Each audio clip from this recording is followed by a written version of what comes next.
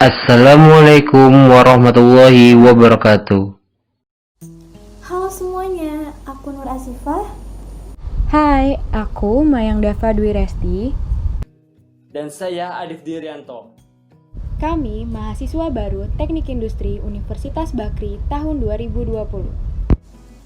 Kami mendapat tugas dari mata kuliah Teknik Industri untuk menjawab beberapa pertanyaan umum seputar teknik industri. Yuk simak video dari pembahasan kita.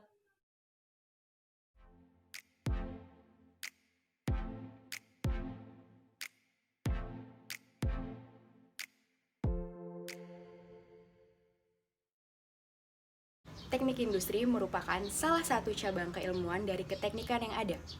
Teknik industri merupakan ilmu yang fleksibel. Kenapa? Karena di dalam teknik industri kita tidak hanya mempelajari tentang keteknikan, tetapi juga tentang manajemen, psikologi industri, dan bidang lainnya.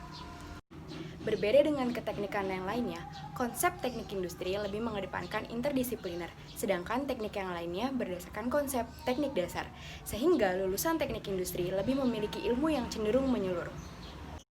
Teknik industri berfokus pada perancangan, penginstalasian, dan perbaikan suatu sistem yang terintegrasi oleh faktor-faktor seperti manusia, mesin, materi, energi, dan informasi, agar tercipta suatu sistem yang efektif, efisien, dan produktif.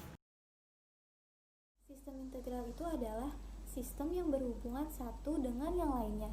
Contohnya, manusia, bahan, alat, informasi, energi, dan lain-lain. Lalu nilai tambah.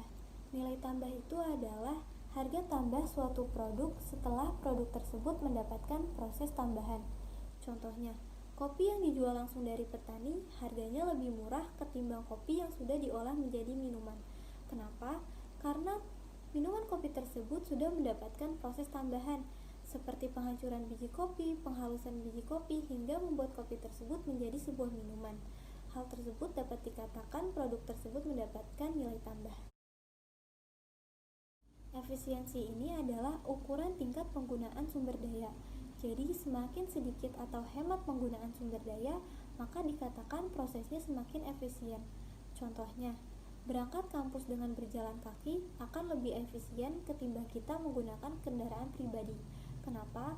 Karena kita tidak memerlukan biaya untuk bensinnya atau hal-hal yang akan terjadi di jalan menggunakan kendaraan pribadi. Efektivitas ini artinya tepat cara, yaitu kita harus menggunakan cara yang tepat untuk mencapai target suatu output. Contohnya, jika kita berangkat ke kampus menggunakan kendaraan pribadi, akan lebih efektif ketimbang kita berjalan kaki. Kenapa? Karena dengan menggunakan kendaraan pribadi, kita akan mempersingkat waktu untuk cepat sampai ke kampus.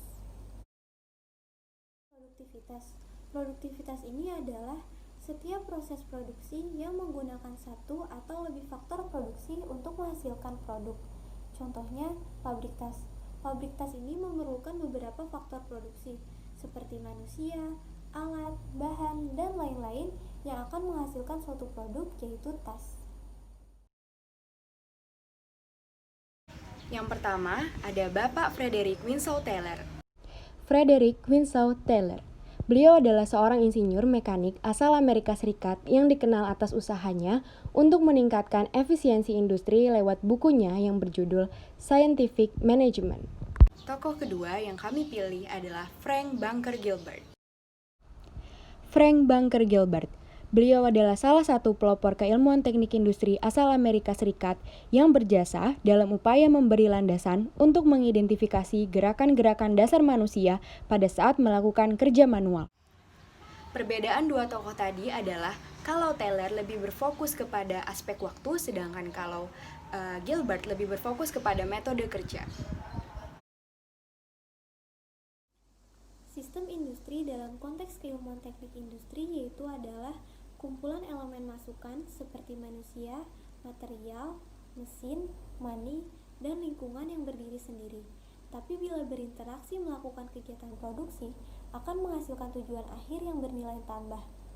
Contohnya, industri di bidang manufaktur, yaitu industri semen, otomotif, elektronika, obat-obatan, dan lain-lain. Contoh industri di bidang jasa seperti transportasi, contohnya pelayaran, penerbangan, dan lain-lain.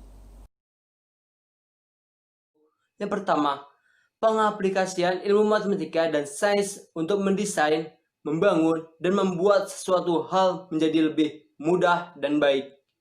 Contohnya dari pengaplikasian ilmu matematika yaitu adalah telepon seluler yang biasa kita gunakan sehari-hari.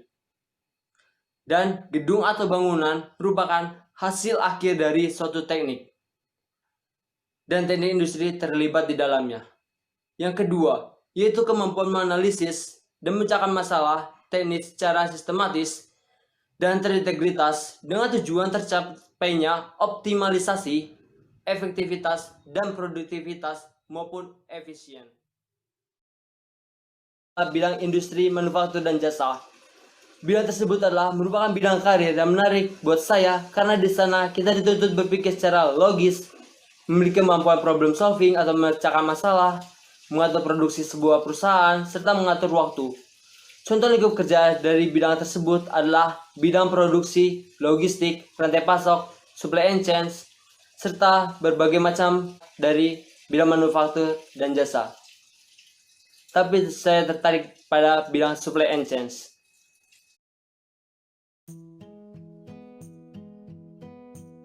Selain harus yakin kepada diri kamu sendiri dan juga dengan teknik industri, kamu juga harus mempunyai beberapa sifat atau hal yang harus kamu ketahui agar menjadi lulusan teknik industri yang profesional. Yang pertama adalah mengembangkan kemampuan komunikasi secara efektif. Membiasakan diri mengelola proyek dengan kemampuan multitasking.